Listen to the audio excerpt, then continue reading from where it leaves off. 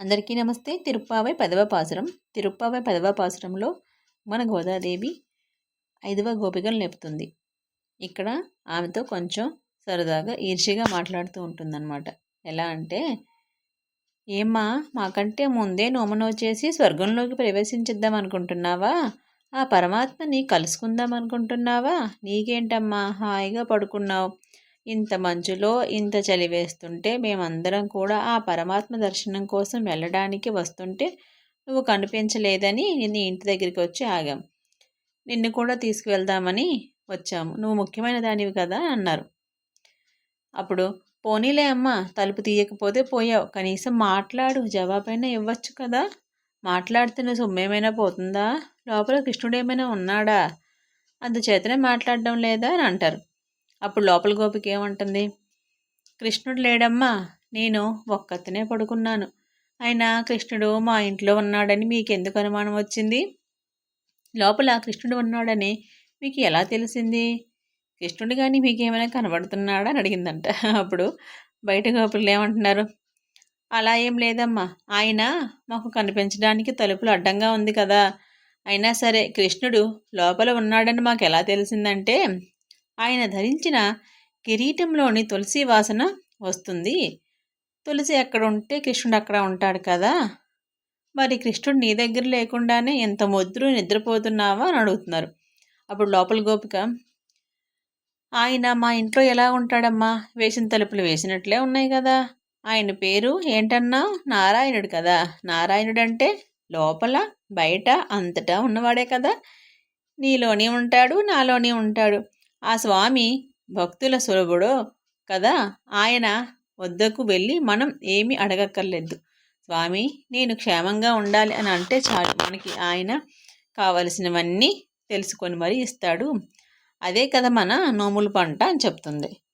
ఆ శ్రీకృష్ణ పరమాత్మని మనం ప్రార్థించినట్లయితే మనకి పరను ప్రసాదిస్తాడు కదా. మన వ్రతానికి కావలసిన పరని ఇస్తాడు కదమ్మా. అందుకనే బయలుదేరాం. నేను మంగళం పాడగానే పరను ప్రసాదిస్తాడు. అలాంటి పుణ్యమూర్తిని సేవించడానికి మనం బయలుదేరుతున్నాం కదా. నీది కుంభకర్ణ నిద్ర ఏమిటా అని సరదాగా అంటున్నారు. ఏమమ్మా, నువ్వు గనక మా దగ్గర లేకపోతే మాకు సందడే ఉంటుంది చెప్పు. అందరం కలిసి ఎలా రాకపోతే ఎలా అమ్మా? మా గోష్ఠి అంతా ఒక ఎత్తు, నువ్వు ఒక ఎత్తు అని అంటున్నారు. ఆండాళ్ళ తల్లి మనకు ఈ పాసురంలో ఈ గోదాదేవిని ఈ రకంగా నిద్రలో నుంచి మేల్కొల్పుతుంది.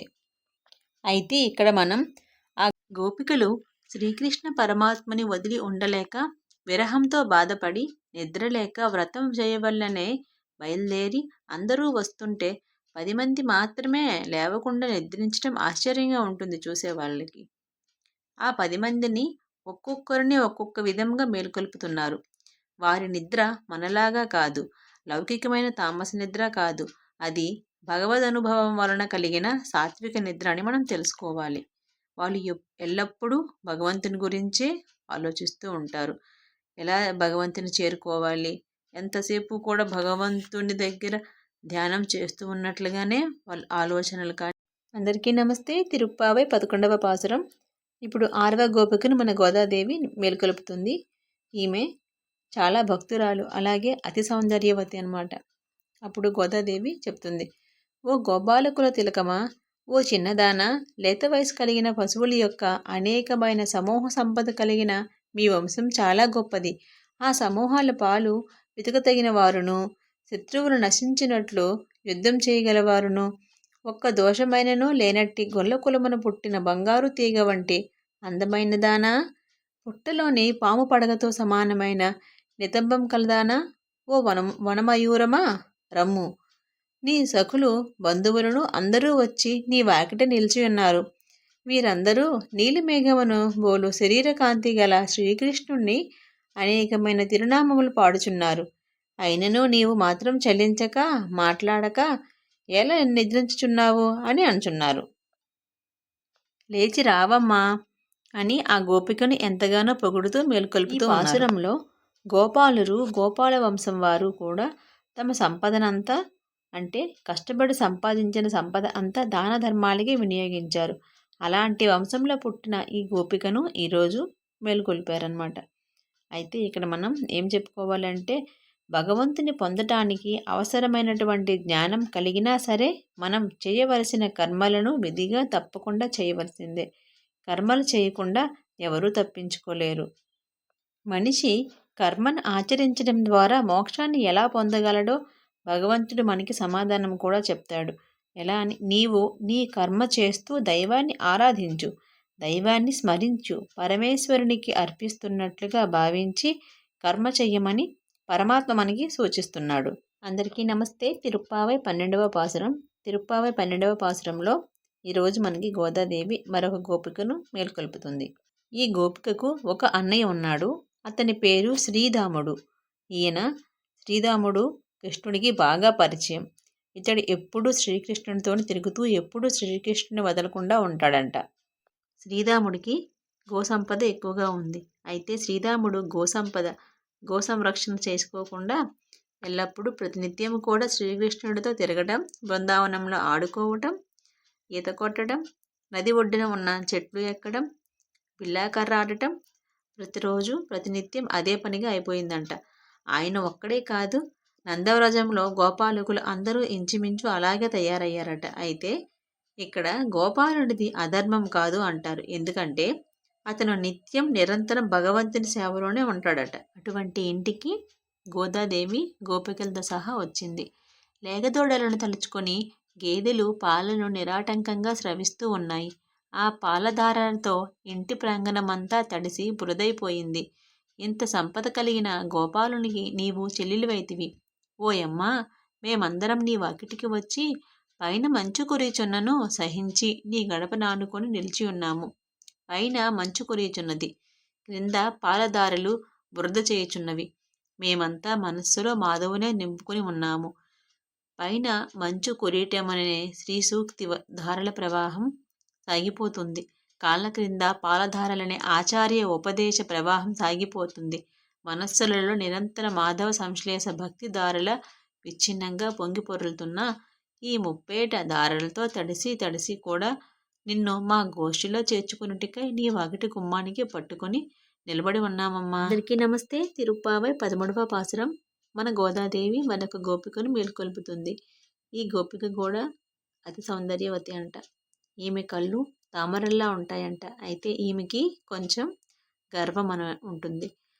ఎలా అంటే, ఇంత అందమైన కళ్ళతో నేను ఉన్నప్పుడు ఆ కృష్ణుడు నా దగ్గరికి రాకుండా పోతాడా? ఆయన నన్ను చూడడం కోసం నా దగ్గరికి వస్తాడులే అని ఆమె ధీమాగా పడుకుంటుందంట, నిద్ర లేవకుండా.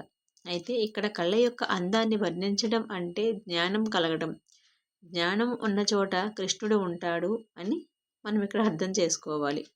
అయితే ఇప్పుడు ఈ గోపికను మన గోపికలు ఏ విధంగా లేపుతున్నారంటే, ఓ తామర పువ్వులో ఉన్న తుమ్మెద ఎంత అందంగా ఉంటుందో అటువంటి కన్నులు కలదానా, కంసునిచే పంపబడిన బకాసురుని నోటిని చీల్చిన శ్రీకృష్ణుడిని, అలాగే దుష్టుడైన రావణుని 10 తలలను గిల్లి పారవేసిన శ్రీరాముని యొక్క కళ్యాణ గుణ సంకీర్తనం చేస్తూ శ్రీకృష్ణుడి సంశ్లేషమును అనుభవింపగోరు గోపికలందరూ సంకేత స్థలములకెప్పుడో చేరిపోయిరి. నీవింకనూ లేవకున్నావు. తెల్లవారిందని సూచించుచు శుక్రుడు ఉదయించెను, బృహస్పతి అస్తమించెను. ఇవిగో పక్షులన్నీ తమ ఆహారాన్వేషణ నిమిత్తం అరుచుకుంటూ ఆకాశంలోకి ఎగిరిపోతున్నాయి అని గోపికలు చెప్పగా నిద్రిస్తున్న గోపిక తన కన్నులు తెరిచి చూసింది. ఆమె నేత్ర సౌందర్యానికి ముగ్ధులై వికసించిన తామర పువ్వులందు వారిని తుమ్మిద వంటి కన్నులు కలదానా, ఇకనైనను లేచి రావమ్మా అని ఆ గోపికను మీరు కొలుపుతున్నారు. అందరికీ నమస్తే. తిరుప్పావై 14వ పాసురం. తిరుప్పావై 14వ పాసురంలో ఒక గోపిక ముందుగా వచ్చి మమ్మల్ని లేపుతాను అని మాట ఇచ్చిన పరిపూర్ణమైన వనిత, నిద్రపోతున్నావా నువ్వు? ఏమే సఖి, ఇదేమి ముందుగా మమ్మల్ని లేపుతాను అని అంటివి, ఇంతవరకును పడుకునే ఉన్నావేమి? లెమ్ము, తెల్లవారిపోయినది. చూడు, మీ పెరటిలోని ఎర్ర కలువలు విచ్చుకున్నవి, నీలోత్పలాలు ముకురించినవి. కాషాయంబురులైన మునులు, యోగులు, తెల్లని పలువరసలు కలిగిన వారందరూ దేవాలయాలు భగవారాధన నిమిత్తం కోవెల తలుపులు తీయటానికి కుంచె కోలను తాళపు చెవులను తీసుకొని వెళ్చున్నారు. ఇవన్నీ ప్రాతకాలముగు సూచనలే కదా. నీవు చేసిన వాగ్దానమును మరిచితివా? నీకేమి, నీవు పూర్ణురాలువు కదా.